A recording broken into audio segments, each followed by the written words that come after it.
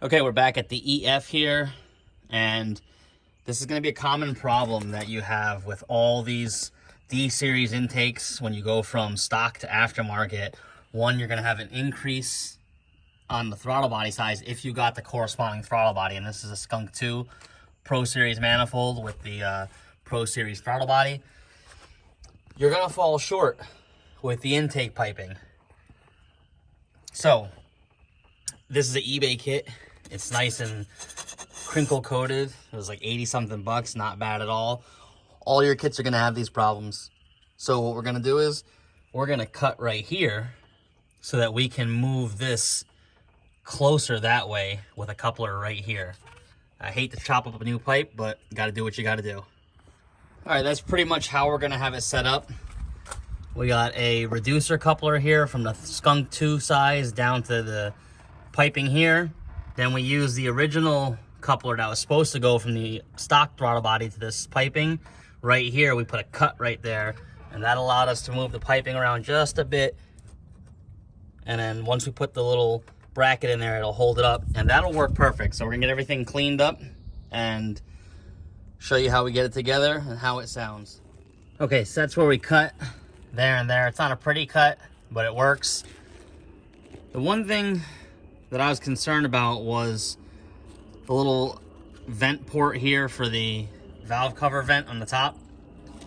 It seems like they just kind of push it through there and then quickly weld it or something, because it had a lot of metal sticking out that could potentially get sucked into the engine. So if you're using these cheap kits, always give it a once over and make sure there's no burrs and everything. And we filed the edges down smooth, so you see no sharp edges.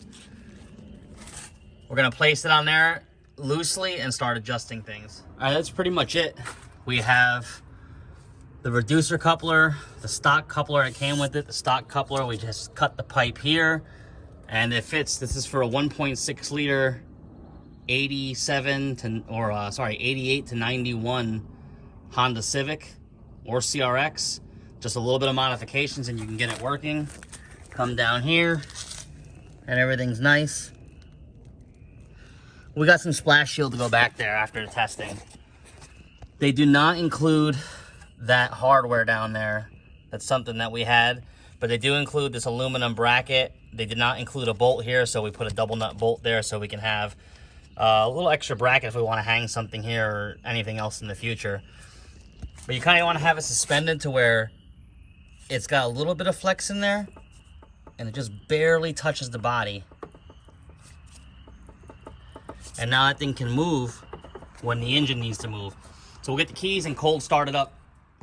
All right, we're gonna cold start it.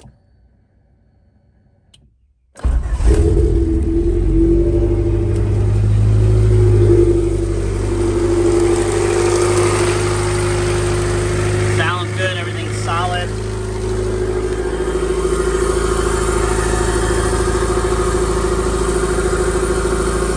See if we can't get this set up to see how it sounds.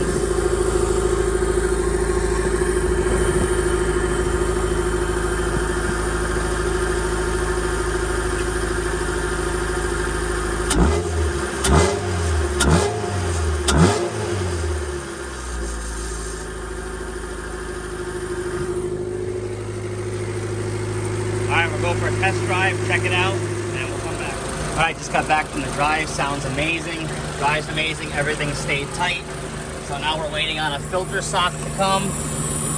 We'll get a filter sock on there and get this under trim or the splash shield back on there to protect it. And that way we won't get no hydro lock.